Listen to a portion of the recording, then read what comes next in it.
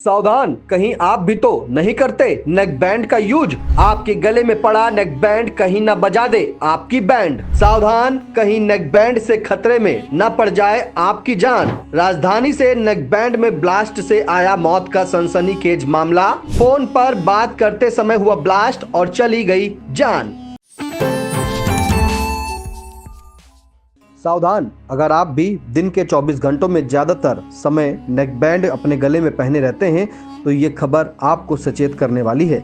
आज के इस आधुनिक दौर में ज्यादातर लोग फोन पर बात करने के लिए ब्लूटूथ, नेक बैंड और ईयरबड का इस्तेमाल करने लगे हैं। लोगों के कान में आपको ये डिवाइस आसानी से दिख जाएंगे। पिछले कुछ सालों में ईयरफोन का ट्रेंड काफी बढ़ गया है। ये ईयरफोन्स यूज करने में तो काफ़ी आसान होते हैं, लेकिन बीते कुछ दिनों में कुछ बड़ी घटनाएं भी सामने आ चुकी हैं। राजधानी लखनऊ की अगर बात करें तो लखनऊ के रहने वाले 27 साल के आशीष नाम के युवक की नेक बैंड में अचानक ब्लास्ट होने से मौत हो गई। इस हादसे में इंदिरा नगर के सेक्टर 17 के रहने वाले 27 साल का आशीष नेक बैंड के जरिए फ़ोन पर बात कर रहा था।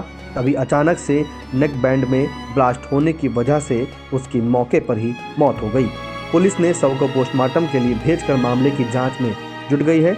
आशीष के रिश्तेदार और आस पड़ोस के मुताबिक मंगलवार 11:30 बजे आशीष छत पर नेक बैंड के जरिए काफ़ी देर से किसी से बात कर रहा था और आशीष की माता और उसकी बहन उसको ढूंढ रही थी। इसी दौरान आशीष छत पर गिरा पड़ा दिखा और शरीर का काफ़ी हिस्सा जला पड़ा था और उसके सीने, पेट, दाहिने पैर की खाल उधड़ गई थी। ब्लूटूथ नेक बैंड पिघलकर गले से लटक रहा था। उसे तुरंत राम मनोहर लोहिया संस्थान ले जाया गया, जहां डॉक्टरों ने उसे मृत घोषित कर दिया। जैसे ही आस पड़ोस और परिजनों को हादसे की जानकारी हुई, आशीष के घर के बाहर भीड़ जुटना शुरू हो गई और नेक बैंड में ब्लास्ट की खबर से लोगों में दहशत का माहौल बन गया। इस दर्दनाक हादसे को बयां करते हुए मृतक आशीष की बुआ ने क्या कुछ कहा, उसे भी सुनिए। बस हम लोग ने यही सुना कि उसकी पहले तो हम लोग ने सुना कि उसकी सीने में दर्द वगैरह हुआ। फिर जब यहाँ आए हैं तो पता चला असलियत की उसको ये हो गया। उसके पेट में जलन हो रही थी। पहले वो बता रही थी कि यहाँ पे उसकी जलन हो रही, गैस बन रही। तो उन्होंने बोला कि मैंने दवाई दिया। फिर हम सोचे कि वो कहीं गया होगा। फिर वो उन्होंने ये ध्यान भी नहीं दिया। बस ऊपर वो जा ही रही थी अपने नहाने वाने के लिए अपना। बस वो बिटिया गई, वो देखी कि ऊपर बाल ऐसा दिखा, वो उतना ऊपर गई। फिर मम्मी यहाँ अंशु भैया पड़े हुए हैं। फिर उन लोग तुरंत ही गई, तुरंत इमीडिएटली लेके तुरंत डॉक्टर के यहाँ पहुंचे। वो तो लगा हुआ है। हाँ, निशान तो पेट जला हुआ था, पैर जला हुआ था और ये जो बट लगे हुए थे वो यहाँ पे पड़े हुए थे, बिल्कुल पड़ा हुआ था उसमें। हाँ, वहाँ कान में ब्लड, हाँ ये तो थे उसके, बिल्कुल थे। लेकिन कपड़े नहीं जले, अंदर से जला ना, रेडिएशन जो होता है वो अंदर से जल गया ना उसका। सर में सर वो हर समय फोन पे ही लगा रहता था, पबजी वगैरह खेलता था। उसको सब लोग बहुत मना करते थे, लेकिन वो पता नहीं उसको ऐसी लत लगी थी कि वो छोड़ता ही नहीं था। दीदी भी परेशान, सभी परेशान। मैं भी जब आती थी तो उसको बहुत परेशान, मतलब उसको समझाती थी हमेशा, लेकिन वो मानते ही नहीं था हमेशा। और फिर अचानक से दीदी यहाँ पे आए और उन्होंने कहा कि पता नहीं कहा, शायद कूड़ा वूड़ा फेंकने आई थी। मैं तो अपने घर पे थी चिनेट पे, लेकिन जब वो देखने लगी कि वो है नहीं यहाँ पे नीचे कमरे में, उसको ढूंढा इधर उधर। और उनको ये नहीं पता कि वो ऊपर भी कभी जाता है, कभी जल्दी जाता नहीं है फ्लोर पर।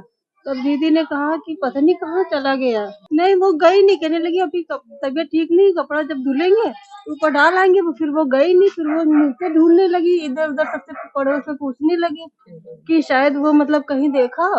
तो किसी को ठीक से पता ही नहीं था, उनको पता ही नहीं कि वो ऊपर चढ़ गया है और कब वो बैठा बात कर रहा था क्या, उनको किसी को घर वालों को दीदी। हाँ, ये तो मुझे नहीं मालूम। और लेकिन दीदी जो बिटिया थी घर पे और बाकी तो जीजा और जो दीपू था वो ड्यूटी पर ही गया था। तो जब अचानक से बिटिया ने उसका रेलिंग पे जब ऐसे पड़ा हुआ था तो उसके बाल देखा कि ये काला काला क्या है, तो काला डॉगी भी है। तो सोचा काला डॉगी, कह रही नहीं काला डॉगी तो हमारे यहाँ है, लेकिन वो ऊपर कैसे चढ़ा गया। बिटिया अचानक से जब ऊपर गई तो देखा क्या कि वो अंशु है, उसके ऐसे बेसुध पड़ा था। तब ये लोग चीखने चिल्लाने लगे सब। हाँ, उसके थोड़े फफोले टाइप की स्किन बिल्कुल छिल रही थी उसकी। ऐसा। आइए अब हम जान लेते हैं कि ब्लूटूथ डिवाइस का इस्तेमाल करते समय किन किन बातों का ध्यान रखना चाहिए।